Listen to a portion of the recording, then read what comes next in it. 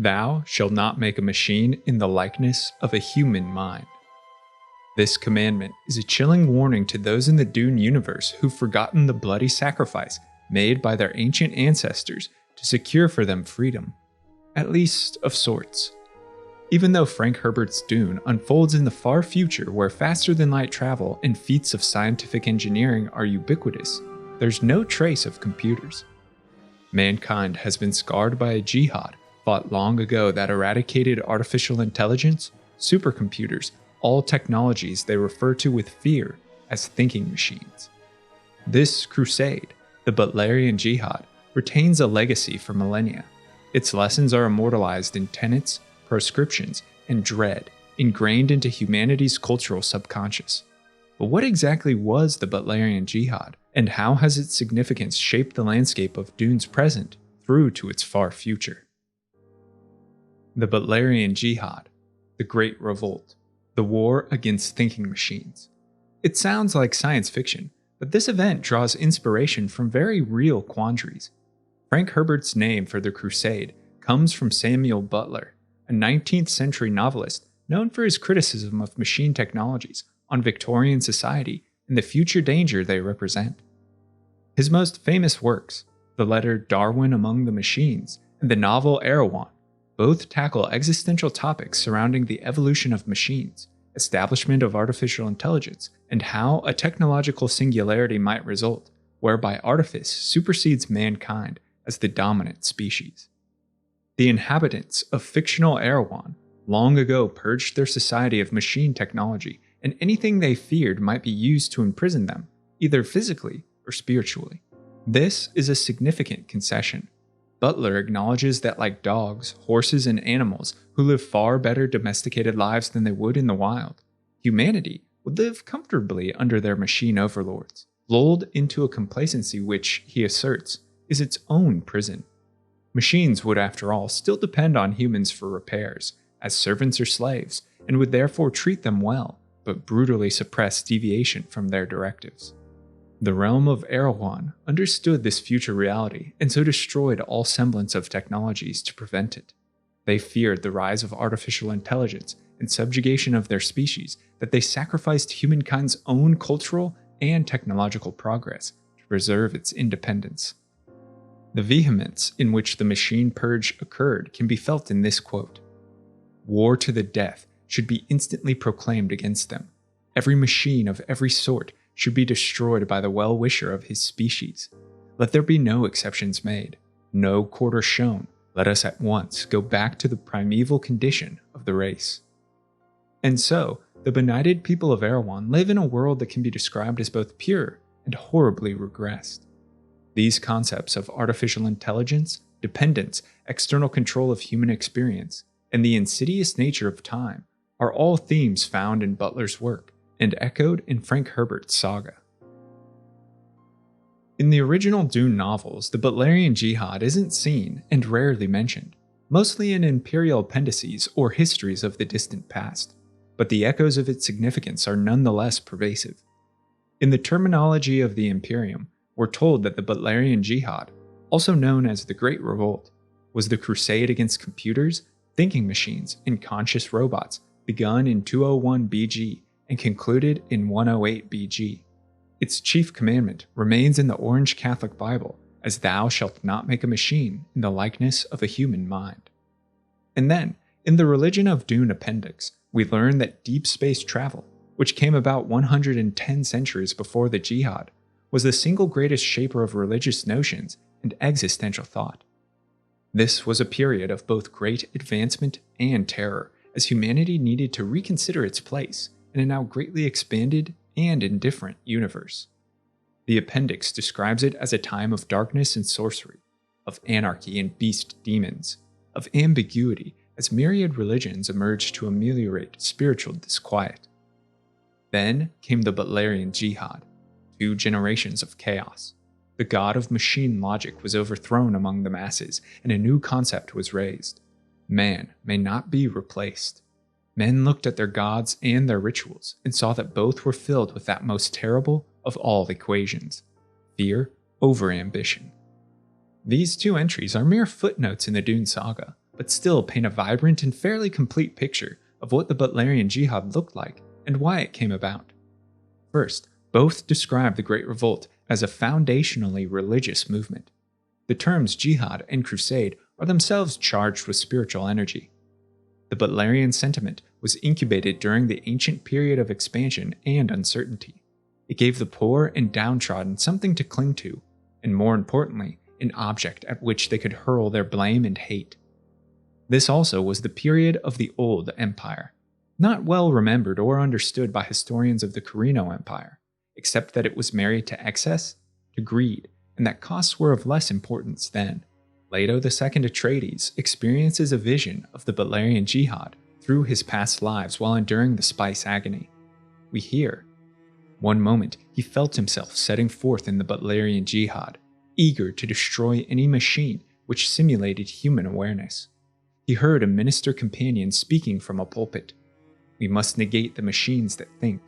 Humans must set their own guidelines. This is not something machines can do. Reasoning depends upon programming, not hardware, and we are the ultimate program. Our jihad is a dump program. We dump the things which destroy us as humans." This is the most vibrant picture we get of the jihad, minister companions evangelizing the masses and urging them to destroy machines that think. They took over reasoning, set arbitrary guidelines to cow the species into submission. This vision shows us a greatly stagnated and weak old empire. As machine technology advanced, it's likely that the empire increasingly relied on artificial intelligence to administer its government. More and more human endeavors were replaced by computers for ease and comfort, but technology was a double-edged sword, at least for the public. The proliferation of thinking machines greatly pacified humanity, lulled them into complacency as all their needs were met without requiring labor. As the Reverend Mother Gaius Helene Mohiam tells Paul Atreides, "Once, men turned their thinking over to machines in the hope that this would set them free, but that only permitted other men with machines to enslave them." This enlightens us to both the spread of AI and its use as a tool of control. People embraced machines to liberate them from the mundanity and toil of everyday life.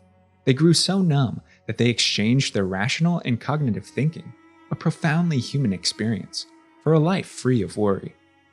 I'm reminded of a quote by the Stoic philosopher Epictetus, who regarding freedom said there are tame lions that people cage, raise, feed, and take with them wherever they go. Yet who would call such a lion free? The easier its life, the more slavish it is.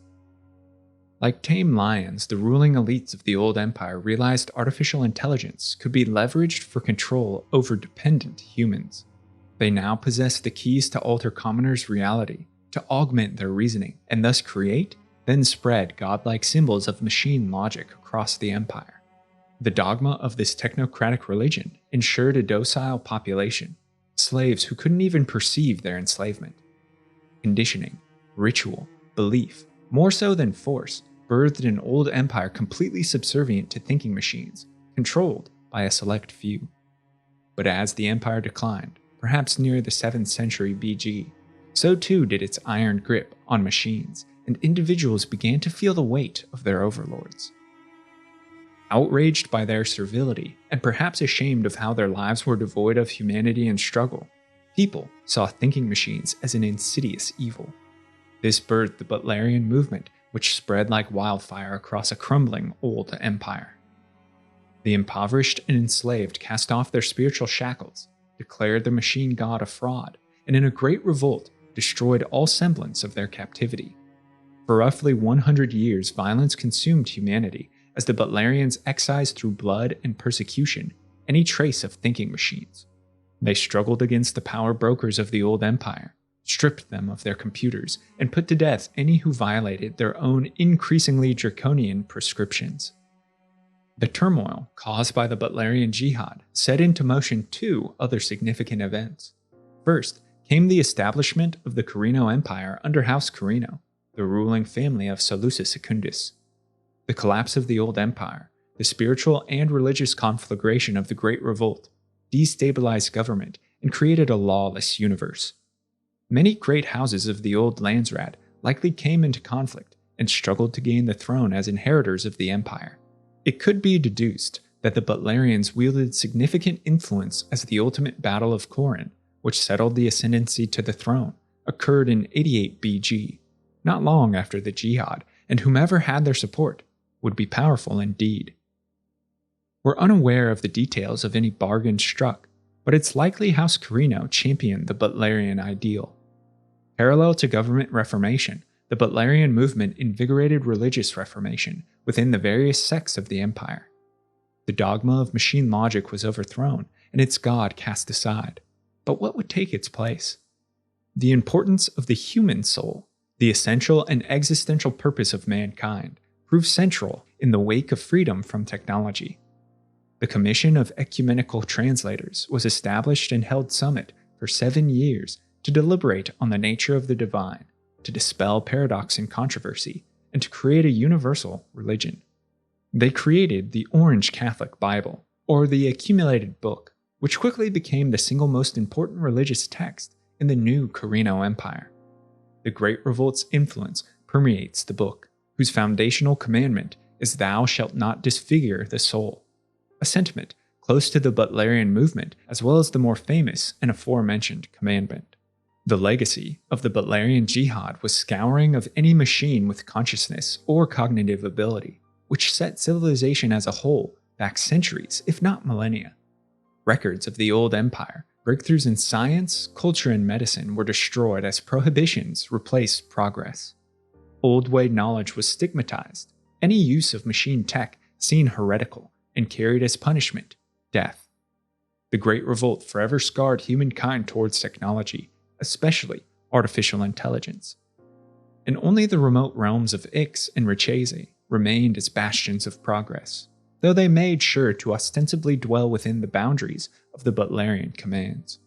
By the time of Paul Atreides, more than 10 millennia since the Great Revolt, the Imperium of House Carino continues to be hamstrung or protected, depending on perspective, by Butlerian thought. A feudalistic society rules worlds populated by the ignorant. Humans rely on human achievement and capability, which has itself greatly increased. To fill the vacuum left by machines, the Bene Gesserit, the Spacing Guild, and the Mentat Order were founded as schools of mental and physical conditioning. Here, humans were trained to perform duties once left to artificial intelligence, to perfect the human body, and to evolve the human species. It's a unique irony, I think, that the commandment "Thou shalt not make a machine in the likeness of a human mind" has now given rise to human minds that increasingly resemble the neural networks and likeness of thinking machines. The expanded Dune novels of Brian Herbert and Kevin Anderson elaborate in gruesome detail the events of the Butlerian Jihad, shining light on this significant but mysterious time. This retelling of the Great Revolt crucially differs from that presented by the original Dune, in that it is directly tied to a war against self-controlled and self-replicating thinking machines of a synchronized empire. More so a physical and existential struggle against artificial intelligence itself, than a spiritual and philosophical struggle against those people who control artificial intelligence. Put simply, this telling of the jihad is man against machine, rather than man against man over the dangerous use of machine. The themes explored also differ. The original Dune emphasizes human agency and the inherent risks of over-reliance on any one thing, while the expanded Dune focuses on the trauma of war, the power of paranoia, and how religious fervor can be utilized for dark ends. Though the jihad erupted in 201 BG, man and machine had already been at odds with one another for centuries, and the seeds of fear and resentment were planted many generations prior. The old empire in the 13th century BG was failing. It had grown increasingly corrupt, spiritually stagnant, and dependent on thinking machine technology to perform human duties. Thinking machines had existed for centuries before, but more recently, humans were themselves attempting to transcend mortality through the union of flesh and metal. The result was the cogitators, individuals who preserved their central nervous system and brain inside artificial bodies and did away with their aging, vulnerable corpses. This conferred a form of immortality, as their reasoning self could exist indefinitely. Besides cogitators, other advances allowed biosynthetic replacement of body parts and cybernetic individuals, that blurred the line between mankind and machine.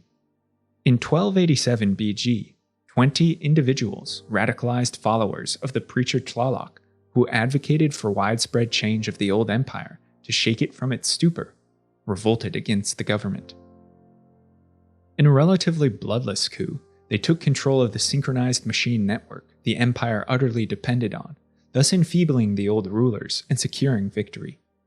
These individuals became known as the Titans, and with their growing thinking machine network, they toppled the empire and established their own hegemony. Survivors of the imperial house, as well as those who resisted the Titans' revolt, fled to other regions where they established alongside 10,000 other star systems the League of Nobles. These would be the progenitors of the Landsrat League. Meanwhile, the Titans, led by Agamemnon, transcended humanity and even the Cogitators by fusing their brains with advanced machines and became the first Cymex. Cymex consisted of a legacy brain, the only human part that remained, which was preserved in fluid and controlled by thought, any machine framework to which it was attached. If the brain was kept safe, the Titan Cymex could lose their metal carapace and still survive. A period of roughly 100 years followed, known as the Time of the Titans, in which the worlds beneath their influence suffered greatly. The Titans were ruthless. They looked down on humanity and thought themselves superior in every way. They pushed for thinking machine progress at the detriment of human populations, going so far as to enslave most. In derision, the Titans renamed humans Hrethgir, and other than a few slave revolts, maintained a firm grip on their imperium. In an instance of tragic irony, the Titans' own rule came to an end when they ceded too much control of their synchronized network to artificial intelligence, which became self-aware and actualized itself as Omnius, the Evermind. Omnius first took root on the planet Ix when it wrested control of machines from the Titan Xerxes, then quickly proliferated across the Empire's shared cybernetic neural networks. It imparted its will on all other artificial intelligence, in a stroke usurping power from the Titans and even enslaving their Cymek bodies, though safeguards had been placed that protected the Titans from death. The hundreds of worlds touched by Omnius influence merged into the synchronized empire, and the Evermind calculated that its greatest threat came from the League of Nobles. It launched a war between free humans and thinking machines that lasted nearly 1,000 years, at times simmering in skirmishes and tenuous standoffs, at times exploding in massive conflict. This is the milieu in which ideas of jihad first fermented. It wasn't, however, until the waning days of the war between the League of Nobles and the synchronized empire that a spark hit the tinder and inflamed crusade sentiment across the universe. On Earth, center of Omnius Empire, Iblis Ginjo, a human trustee or member of the privileged class of machine servants, was deceived into betraying his overlords and began spreading the seeds of rebellion. Ginjo realized the unifying power of religion and preached to several underground networks of slaves across Earth. When Serena Butler, daughter of the League's viceroy and a political and military leader in her own right, was captured during an assault on Getty Prime, she was taken as a slave to Earth. Here, she gave birth to a child named Mannion, who at the age of 2 was coldly murdered by a thinking machine. Serena flew into a rage and pummeled the guilty robot with her bare hands. Hundreds of slaves, proselytized by Ginjo, witnessed Butler's act and emulated its violence against their machine guards. Thanks to the planning of Ginjo, the uprising spread across Earth as millions of slaves revolted using Serena Butler as their rallying cry and religious figure, one destined to bring their salvation. Thus, the Butlerian Jihad was born. As the later Primero Fecund Butler puts it, the Butlerian Jihad arose from such stupidity. An infant was killed. The bereaved mother struck out at the non-human machinery that had caused the senseless death. Soon, the violence was in the hands of the extended mob and became known as a jihad. Though the rebels were quickly slaughtered, and then the earth itself turned to slag by the League of Nobles in the first battle of the jihad, Serena Butler and Iblis Ginjo survived, as did the notion of religious crusade. Butler was, however, reduced to figurehead and religious symbol, while Ginjo took greater control over the League of Nobles, harnessing humanity's spiritual fervor and establishing himself as Grand Patriarch of the Holy Jihad. Again, it's worth mentioning that though the expanded Dune firmly joins the Great Revolt to the war against thinking machines, the Butlerian Jihad was a separate event that occurred well into mankind's established struggle against Omnius. Butlerian sentiment infected free peoples who already despised machine technology, and soon all planets within the League were galvanized against Omnius as the war erupted into a deadlier stage. Invigorated by their leaders, the League of Nobles, under the banner of Serena and the memory of her child Mannion, liberated many worlds from the synchronized empire. As humans struck and machines counterattacked, many more decades of interminable conflict dragged and increased war weariness. Serena and Iblis Ginjo concocted a plan to rekindle anti-machine sentiment. In 164 BG, they called a summit with Omnius under the guise of truce, but Butler deliberately antagonized the machines, pushing Omnius to mental models of human extermination, and the summit collapsed with her death. Serena Butler became a martyr, the second behind her son to suffer such injustice from machines, and the League of Nobles was again whipped into frenzy. It's at this crucial moment that conflict against thinking machines is inextricably bound to divine providence. Computers and artificial intelligence are no longer existential threats, but moral and spiritual evils declared by the universal God and spread by his prophets and saints of the Martyrist movement. The Martyrists were a radical religious sect bent on destruction of all machine technology, not just that which was hostile to humanity, and gained influence in the second half of the Jihad. The period of 164 to 108 BG saw a succession of League victories as many planets were either reclaimed or liberated from the synchronized empire. It appeared the Great Revolt succeeded in directing the free peoples against Omnius. But the thinking machines prepared for a two-pronged assault to destroy completely human resistance. First, the machines developed the Omnius Scourge, a retroviral bioweapon, and released it on many League worlds in 108 BG. Its plague crippled human infrastructure, claimed billions of lives, and led to many internal disputes of dynastic succession. After 20 years, nearly 2/3 of League population had succumbed to the Omnius Scourge, including the parents of Reyna Butler, and the girl herself nearly perished. Reyna was the niece of Viceroy Fagin Butler and a descendant of the martyred Serena. In her hallucinogenic brush with death, Reyna claimed she was visited both by the spirit of Serena and by God, who commanded her to not only destroy Omnius thinking machines, but any semblance of technology, any system that had led to the weakness and complacency of mankind. Reyna became a righteous figure for the Martyrists, who rallied to her cause and established the cult of Serena from their movement. The cult of Serena was wholly devoted to the saints of the Jihad and fought against machines, not in the League's name, but in the name of their own religion.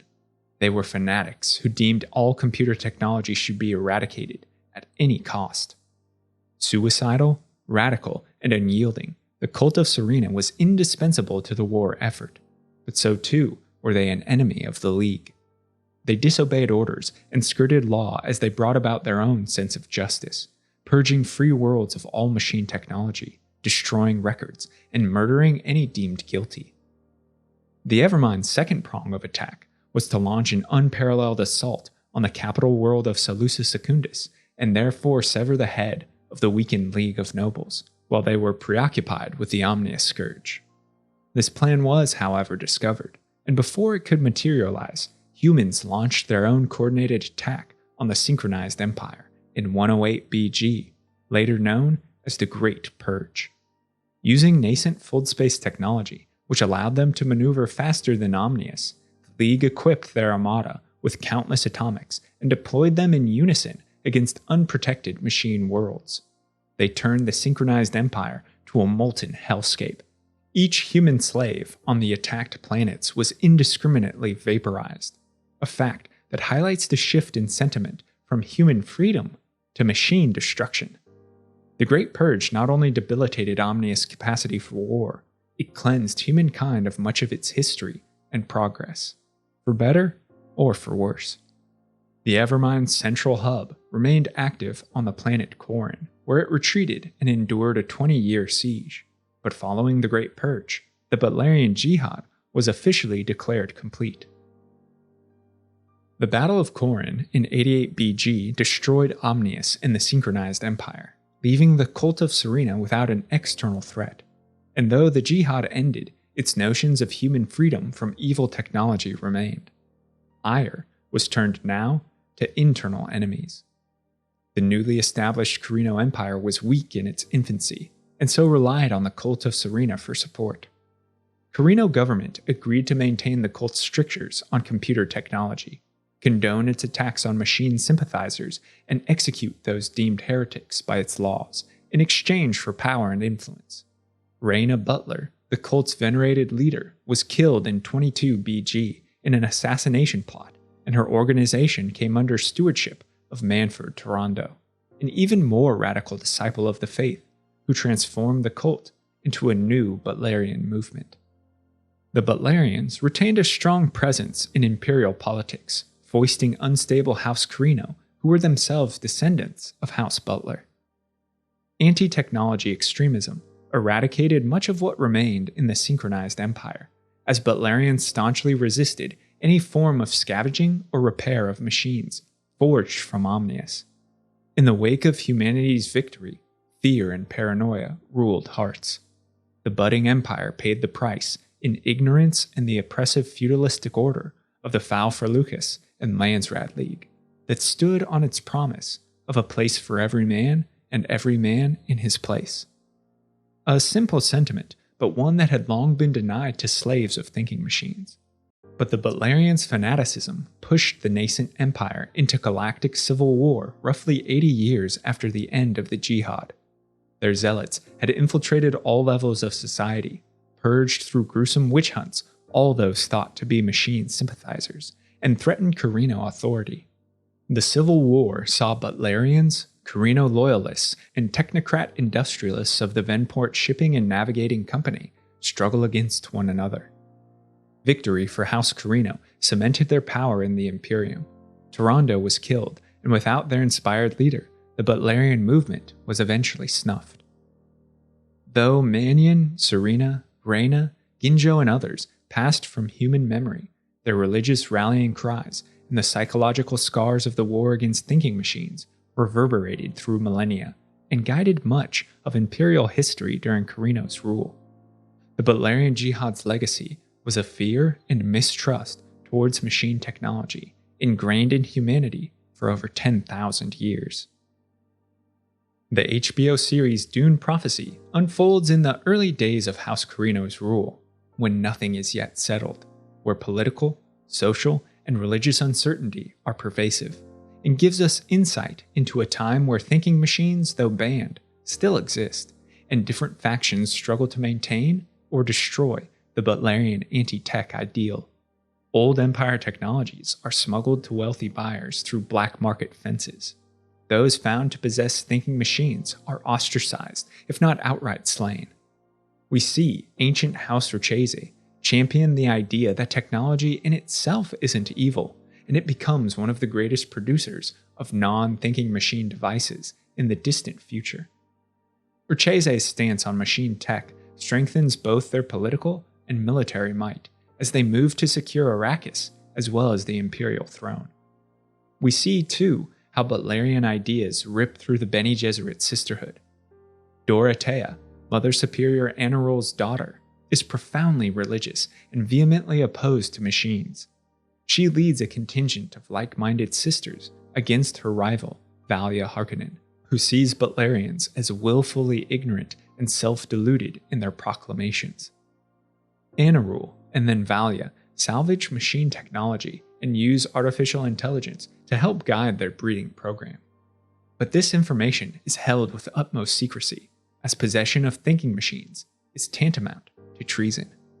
If word reaches the Empire that the Sisterhood relies on AI, the Bene Gesserit could find their order destroyed and their lives forfeit. And we see as well Desmond Hart manipulate the fear of thinking machines to gain influence in imperial court.